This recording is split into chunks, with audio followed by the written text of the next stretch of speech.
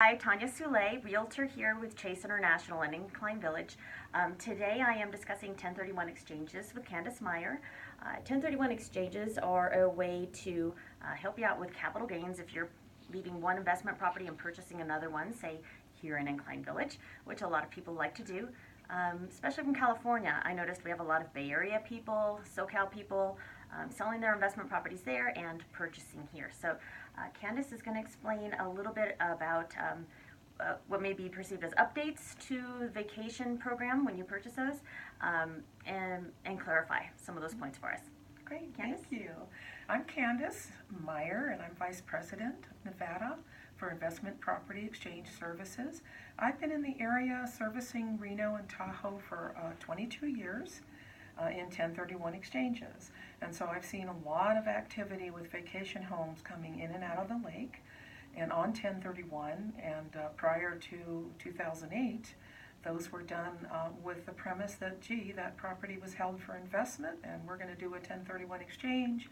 Either we're going to sell one here or we're going to buy one here as a 1031, and it's 1031 exchangeable because we're holding it for investment.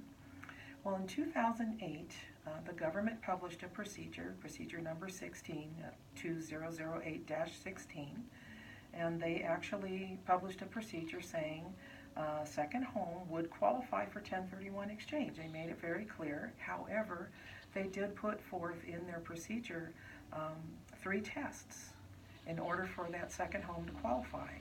So I'm going to discuss those because I think it's news still for some folks. That you can do a 1031 on a vacation home, but to qualify under Internal Revenue Service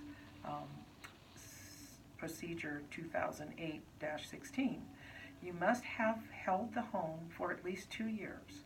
So you have to own it for at least 2 years before the exchange, and if you're exchanging into a vacation home, you have to own that one for at least 2 years. Now, you don't have to exchange into a vacation home, but if you're exchanging into one, you have to hold it 2 years. If you're exchanging out of one, you have to have held that for 2 years. Secondly, the part of the test that's actually kind of easy is you have to have rented it out for at least 14 days in each of those 2 years. So year 1, you have to have a 14-day minimum of a rental, and year 2, you've got to rent it out for at least 14 days. And that seems really easy. The hard test is the third one, where your personal use under the IRS standards to qualify for 1031, you can't have used it more than 14 days personally in each of those 2 years. So that's a little tough for folks who they're buying a vacation home to use it to vacation in, and usually a couple trips and they're beyond the 14-day limit.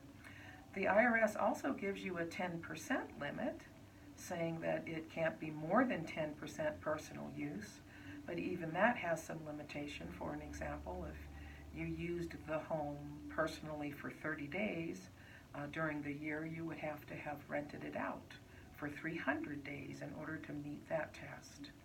So all 3 of those tests have to be met in order for the property to qualify for 1031 exchange.